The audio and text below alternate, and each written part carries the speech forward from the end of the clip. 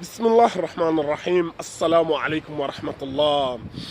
Alors ce matin, il y a mon meilleur ami qui m'a envoyé un lien d'une vidéo, subhanallah, elle est juste étonnante.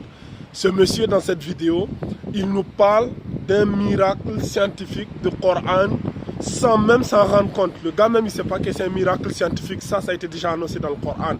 Subhanallah. Je vous laisse regarder la vidéo, elle est juste étonnante.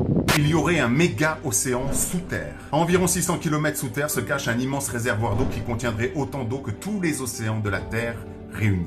C'est en étudiant les ondes sismiques de tremblements de terre aux États-Unis que l'équipe du docteur Stephen Jacobson a fait cette étonnante découverte en juin 2014. Cependant, l'eau serait prise au piège à l'intérieur d'un minéral, la ringwoodite. Elle vient des profondeurs de la Terre et a été détectée pour la première fois en 2019 grâce à un volcan qui a recraché un diamant de 5 mm, pas plus. Jusqu'à présent, les spécialistes pensaient que l'impact d'une comète avait emmené l'eau sur Terre, mais il se pourrait bien finalement que l'eau ait toujours été présente sur notre belle planète. Spécialiste ou pas, ce que l'on croit être une vérité absolue n'est souvent qu'une supposition qui attend d'être remise en cause. Pensez-y si ce que vous croyez ne vous permet pas de vous réaliser dans votre vie. Pensez-y. Subhanallah al-Azim. La vidéo, elle est étonnante, n'est-ce pas? Alors, il y a encore plus étonnant que cela. Subhanallah, Allah il nous a déjà parlé de cela dans le Coran, c'est juste étonnant. Mais en attendant, je vous parle juste d'un article scientifique que j'ai vu. Qu'est-ce que les scientifiques nous disent? Écoutez, les scientifiques nous disent qu'il y a d'énormes quantités d'eau stockées sous nos pieds et qu'on ignore totalement. En effet, les études récentes révèlent qu'il y a au moins 23,4 millions de kilomètres cubes d'eau souterraine. Subhanallah al-Azim. 23,4 millions de kilomètres cubes d'eau souterraine. Tout ça, c'est stocké sous nos pieds. C'est juste agib, subhanallah. Même si ces quantités sont énormes, elles ne représentent qu'une partie infime du total d'eau sur Terre. Les études estiment à 1385 millions de kilomètres carrés le volume d'eau total sur Terre, dont les eaux souterraines ne représentent qu'un pourcentage de 0,017% seulement, c'est-à-dire 17%, 17% de l'eau totale du monde. Tu vois? Subhanallah al-Azim. Maintenant, les scientifiques ici nous indiquent la difficulté qu'ils rencontrent dans le fait de stocker. Parce que c'est très compliqué, tu vois. Les scientifiques effectuent actuellement plusieurs essais. Ils effectuent plusieurs essais pour stocker l'eau polluée en souterraine afin de la purifier et la rendre potable. Ils essayent de stocker l'eau qui est déjà polluée pour la purifier et la rendre potable. Et ils veulent la stocker où? Sous terre. Le stockage de l'eau en souterrain pour plusieurs mois permet d'éliminer les microbes et les virus qui se trouvent dans l'eau. Quand on stocke l'eau sous terre, ça élimine les microbes, les virus. C'est juste étonnant, subhanallah. D'après le docteur Simon Posé, les études révèlent que l'eau extrêmement polluée peut être purifiée facilement en l'aspirant sous terre et en la laissant pendant une période suffisante. Quand vous aspirez l'eau sous terre et que vous la laissez pendant une longue période, qu'est-ce qui se passe? L'eau se purifie. Tu vois? Ce savant affirme qu'on a senti l'importance du stockage de l'eau qu'au début du 21e siècle. Ce n'est qu'au 21e siècle que nous vivons là, que les gens ils ont senti cette urgence-là.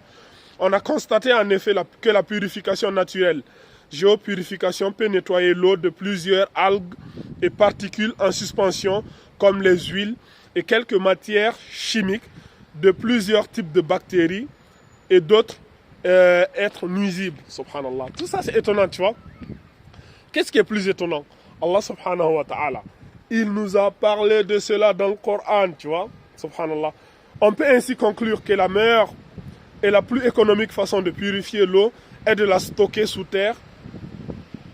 Surtout que cette méthode supprime les microbes les microbes les plus méchants et les plus dangereux de façon définitive.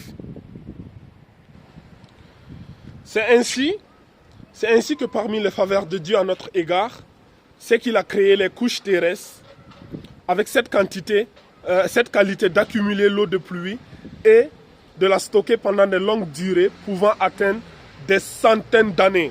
Subhanallah. Allons-y dans la sourate Al-Hijr, sourate 15, verset 22. Allah subhanahu wa ta'ala, il nous dit ceci. Sourate 15, verset 22, sourate Al-Hijr. Allah il nous dit A'udhu billahi minash shaitanir rajim.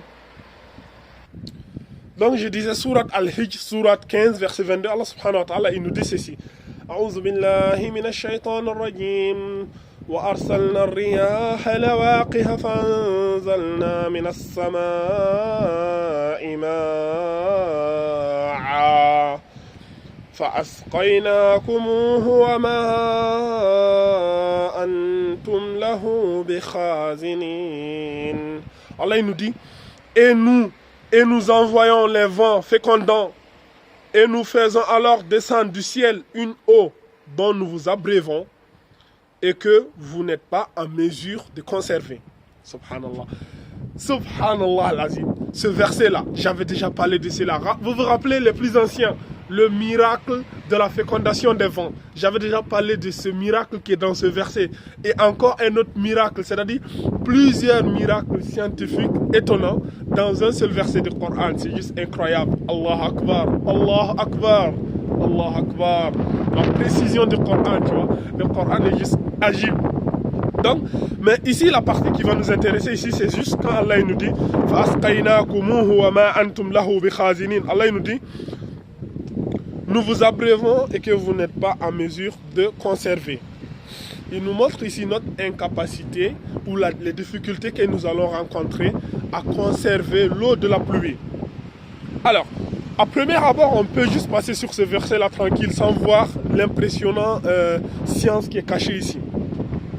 La question qui a fait que cette eau soit retenue en souterraine et ne s'infiltre pas en profondeur de la terre et qui était au courant de cela en fait. Qui savait que Allah subhanahu wa ta'ala conservait cette eau? Parce que c'est récemment que les scientifiques ont découvert ça, tu vois. Si on médite sur les deux mots, nous vous abreuvons et conserver. Allah subhanahu wa ta'ala dit, avec l'eau de la pluie, il nous abreuve avec ça et on est incapable de conserver. On a deux mots clés ici. Il y a abreuver et conservation, tu vois. On trouve que la déclaration de Dieu lie entre la conservation ou le stockage de l'eau et le fait que celle-ci soit potable et valable pour l'irrigation. Et ce lien nous montre l'importance du stockage d'eau dans des zones souterraines pour la rendre propre. Subhanallah. Donc Allah subhanahu wa ta'ala, il nous parle ici de l'importance de la conservation de l'eau. Au 7e siècle, les scientifiques, avant nous on pensait que voilà, quand la pluie descend, il y a l'eau qui est là sur terre, après ça part dans les cours d'eau, ça se jette dans l'océan et le reste de l'eau s'évapore. Mais non, quand l'eau de la pluie vient, Allah subhanahu wa ta'ala, il la conserve sous terre. Et cette eau-là, elle est d'une importance capitale pour la survie de l'humanité. Et les gens ne savaient pas cela. Et ce n'est que maintenant, au XXIe siècle, là, que les scientifiques connaissent l'importance de cela. Et eux-mêmes, ils essayent de conserver l'eau, mais c'est juste très compliqué. Voilà pourquoi Allah nous dit, vous êtes incapable de conserver. Imagine si on pouvait conserver toute l'eau qui tombait du ciel. Tu vois, ça allait être juste étonnant, impressionnant. Il n'y aura jamais de sécheresse et tout. Mais c'est difficile. Qui a enseigné cela au messager d'Allah sallallahu alayhi wa sallam? Le messager d'Allah, il était en avance sur son peuple, en avance sur les scientifiques. C'était juste étonnant. Donc, aujourd'hui, le mot de passe, c'est de dire il n'y a de force et de puissance qu'en Allah. La hawla wa la quwwata illa billah. Il n'y a de force et de puissance qu'en Allah. Je vous attends tous dans les commentaires. Hadha wa alam wallahu azza wa jalla ala wa alam subhanakallah bihamdik ashhadu an la ilaha illa anta astaghfiruka wa atubu ilayk wa akhiru da'wana alhamdulillahi rabbil alamin.